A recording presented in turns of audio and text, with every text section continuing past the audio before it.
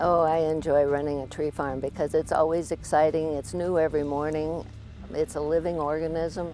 It's teeming with all kinds of life. There's change, there's beauty, it's also an unruly child at times, and it's marvelous. I always knew I enjoyed the outdoors, and once I was able to get into the art and science of forestry, it really captured my soul.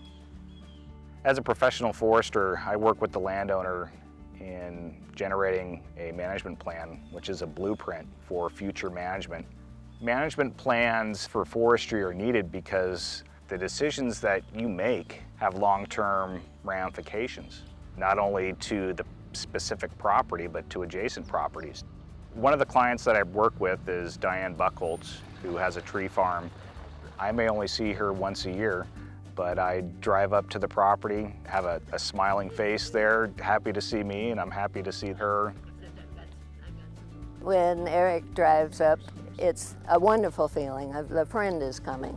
He's always tried to guide me, but not tell me what to do. I take all the information in, what type of timber volume is out there, what are the age classes, do you have any issues with the road system? And based on what I'm seeing, make recommendations on how we might meet all the objectives and the long-term goals of the landowner. The property is 460 acres of forested timber, and it's a main watershed.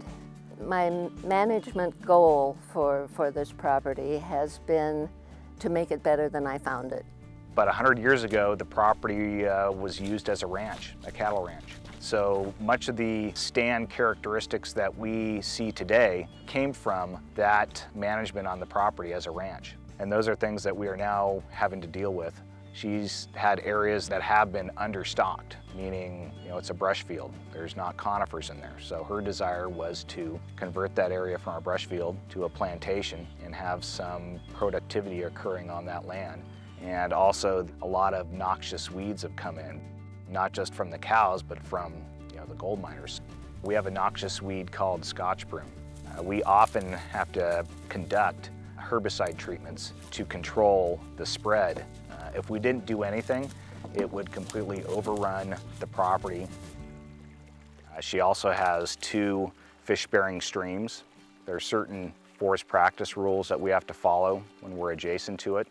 Some of the types of management plans have been mainly for fuel reduction and the threat of fire, but some of them have been for wildlife enhancement. I'm working now with the U.S. Fish and Wildlife Service to enhance the habitat for the California red-legged frog. The frog is an endangered species, and it is now California's state amphibian. Having an endangered species on your property is not the end of the world. Will you have to adjust certain things? Yes. But having that unique species on your property should tell you that you're doing the right thing. Mother Nature's telling you, we like to live here. I'm glad to have them. I think it's probably one of my mothering instincts that I enjoy so much, taking care of the critters. Having a forester such as Eric with his extensive knowledge and his willingness to learn more has really helped me deal with all the different ramifications of having the frogs. Many of my clients, there's a long-term relationship that builds with them. I've been working with Diane for about 10 years, and what I enjoy is that yearly visit to spend time with her and do a review on the property, see if there's anything occurring that we should be aware of. Tree mortality, blowdown, insect disease, a culvert failure. So it's not just a one-time shot, it's an ongoing process of managing the property. And that the client sees that their vision is being enacted. As a tree farmer, most of the value is intangible. It's just been a wonderful challenge at the same time that it's a goal to strive for. It's a living thing, and it's teeming with life. And I've been given this wonderful opportunity to take care of it.